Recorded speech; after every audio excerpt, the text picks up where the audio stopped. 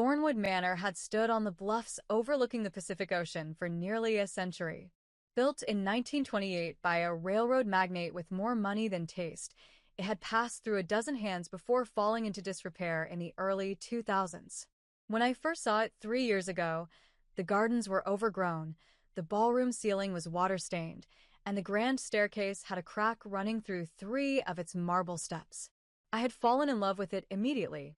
Now, standing in the restored foyer with its gleaming chandeliers and polished floors, I watched my family attempt to destroy the wedding I had spent 2 years planning. "We're canceling this venue," my mother announced to Helena, the event coordinator, with the kind of authority that came from decades of getting exactly what she wanted. "The wedding is off." Helena, a composed woman in her 50s who had coordinated hundreds of events in this space, looked from my mother to me with obvious confusion. "I'm sorry, Mrs. Lawson, but I don't have any cancellation request from the bride. The bride doesn't know what she's doing." My mother cut her off with a wave of her hand. "She can't afford this place anyway. We all know that. This wedding is a fantasy that's gone on long enough." My father stepped forward, his corporate lawyer persona fully activated. "We'll need a full refund of whatever deposit was paid. I'm sure you understand that under the circumstances, holding funds for an event that won't be taking place would be legally questionable." "Robert, please." My Aunt Patricia placed a hand on his arm, though her expression suggested support rather than restraint. "Let them handle this professionally." The them in question was the small army of family members who had descended on Thornwood Manor this morning, ostensibly for a final walkthrough before tomorrow's ceremony. My mother, my father, Aunt Patricia, Uncle William, my grandmother Eleanor, my younger sister Madison, and Madison's husband Derek, all gathered in the foyer like a jury that had already reached its verdict. I stood slightly apart from the group, next to my fiancé Nathan, who was gripping my hand so tightly I could feel my engagement ring pressing into my finger. His parents, Susan and Michael Chen, flanked his other side, their faces reflecting the same bewildered horror I felt.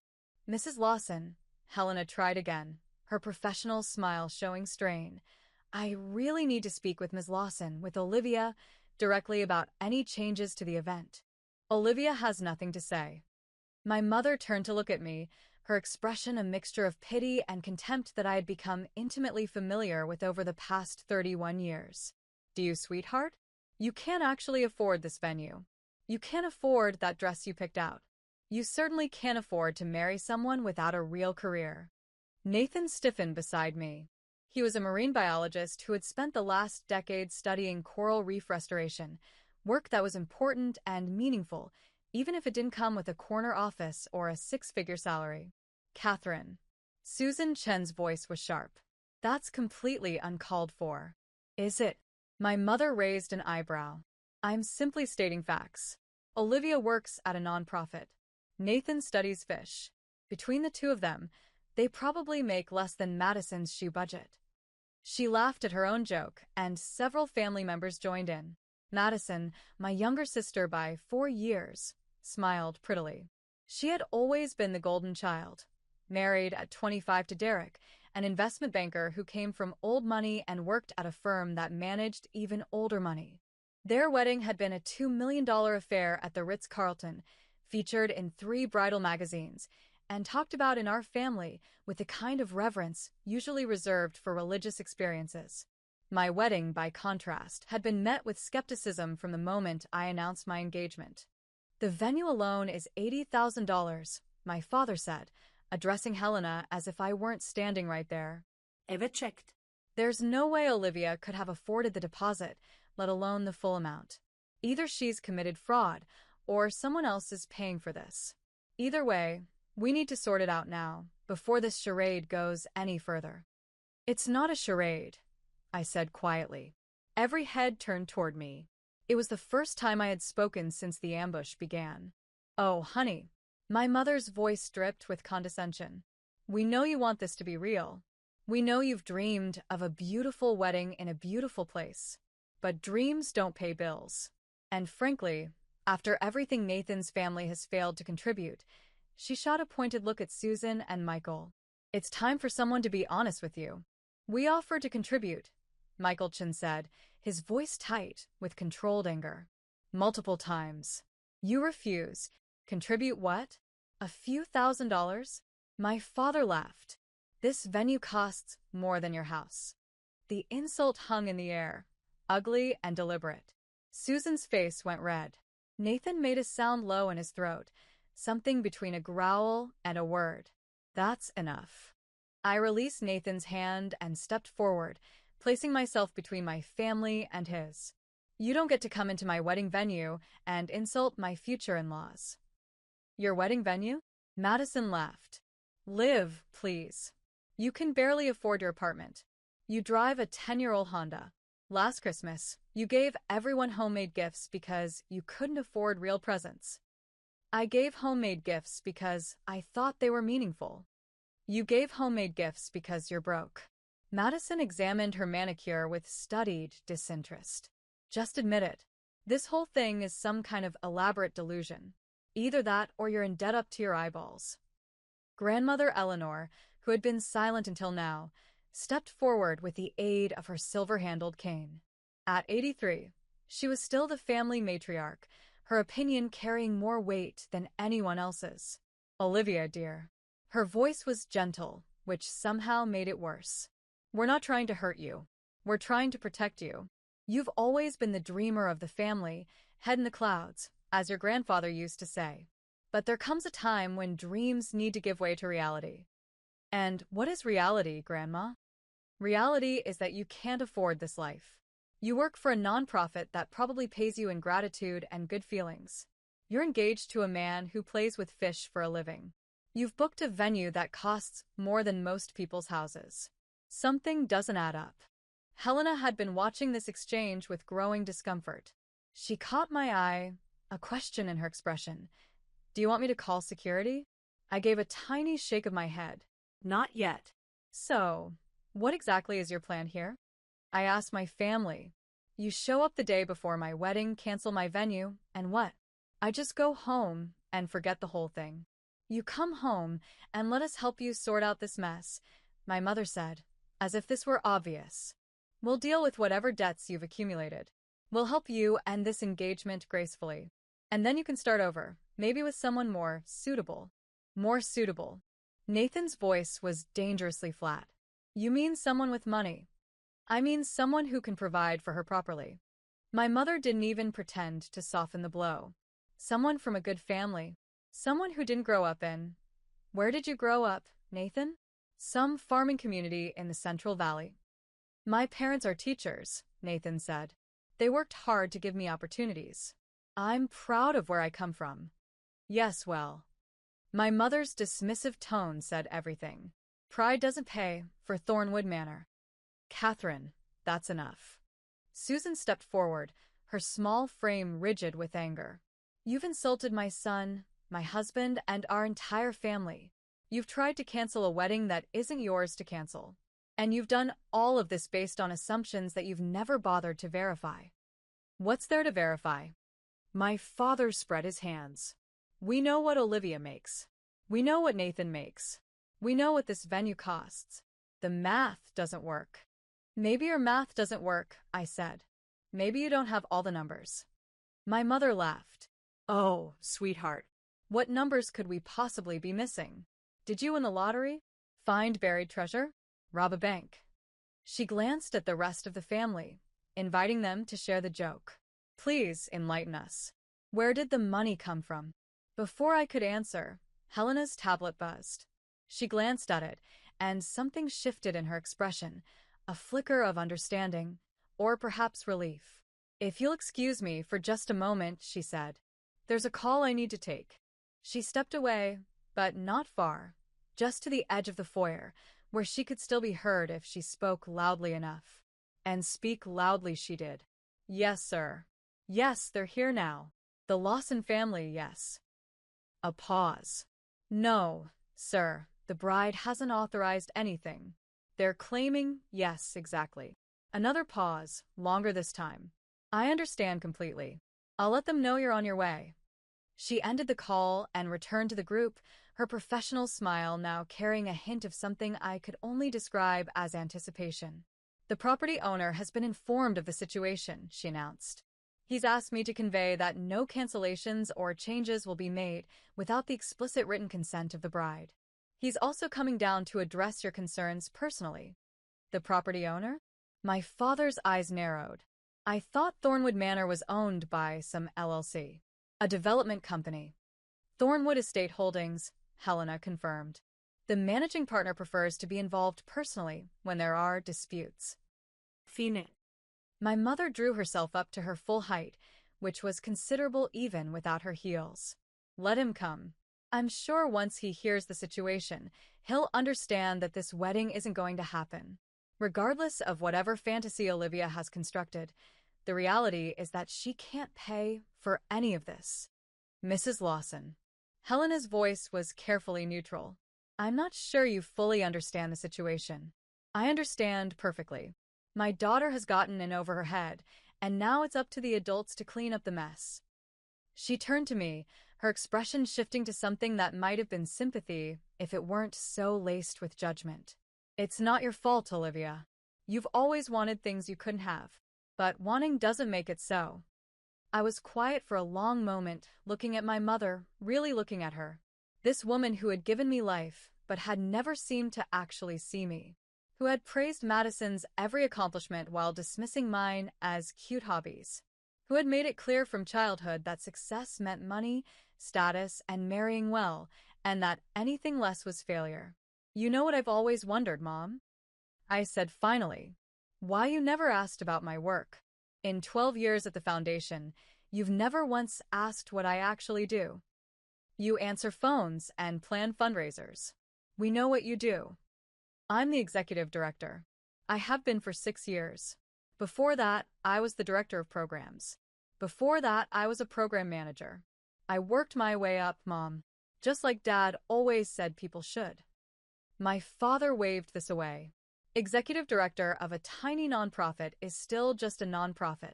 You make, what, $60,000 a year? 70? That doesn't change anything. You're right. It doesn't change anything. I took a breath. Because my salary isn't how I paid for this wedding. Then how? The question was interrupted by the sound of footsteps on the grand staircase. Everyone turned to look. A man was descending, mid-30s, wearing jeans and a casual button-down shirt, his dark hair slightly disheveled. He moved with the easy confidence of someone completely comfortable in his surroundings. Because he was. Because this was his home. Because he was my brother.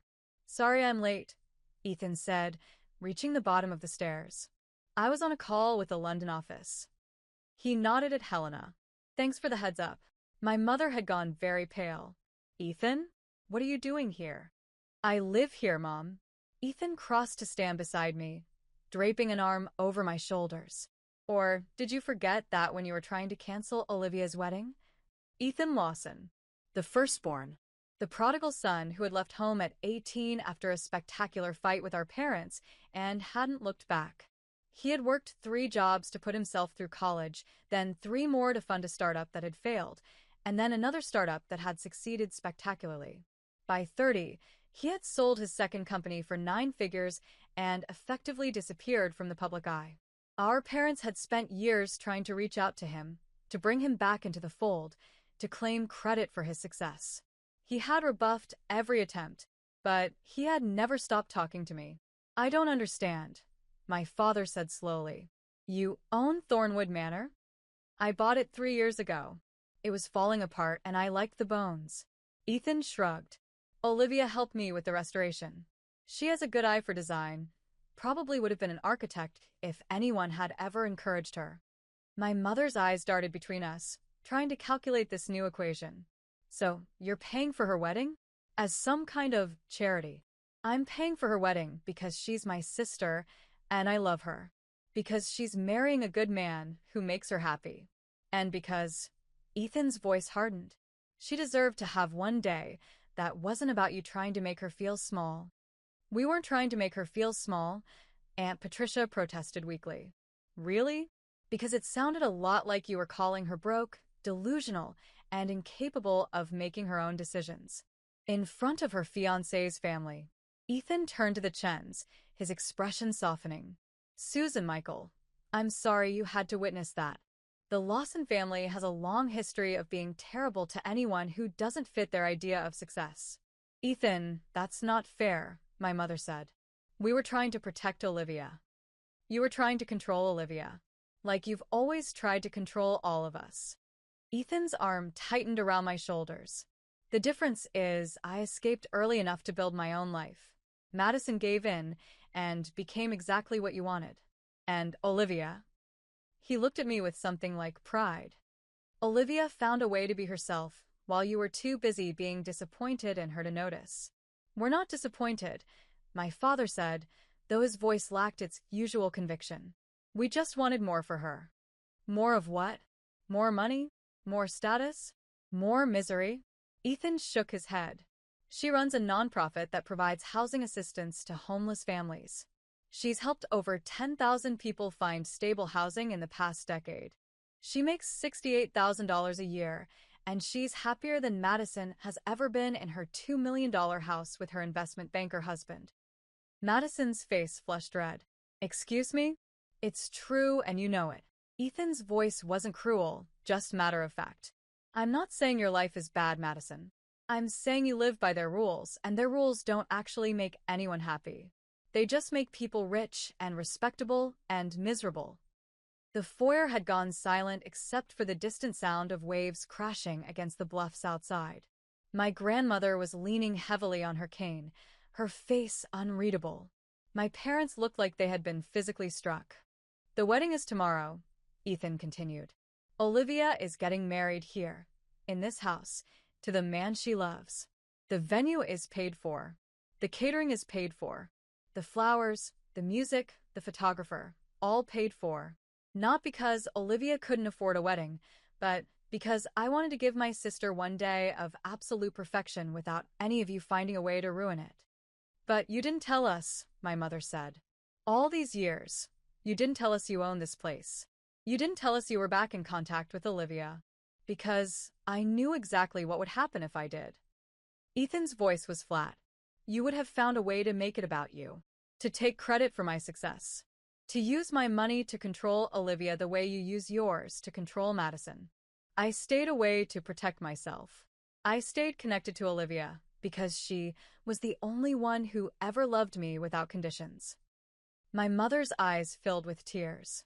That's not true. I love all my children. You love the children who do what you want. You tolerate the ones who don't. Ethan finally released me and took a step toward our mother. When I dropped out of law school to start my first company, you told me I was throwing my life away. When I was sleeping on a friend's couch because I couldn't make rent, you offered to help, but only if I came home and took the job Dad lined up for me. When I finally succeeded, you suddenly wanted to introduce me to all your friends as your entrepreneur son. But you never actually cared about me. You cared about what I represented. That's not. My mother started, but Ethan cut her off. When's my birthday, Mom? She blinked. What? My birthday. When is it? A horrible silence stretched out. I watched my mother's face cycle through confusion, effort, and finally, a shame so profound it seemed to age her years and seconds. March 15th, she tried. November 2nd, Ethan said quietly. I turned 35 last month. Did you call? Send a card? You have my address. I know you do because you've sent your assistants to try to contact me at least a dozen times over the years. My mother had no answer.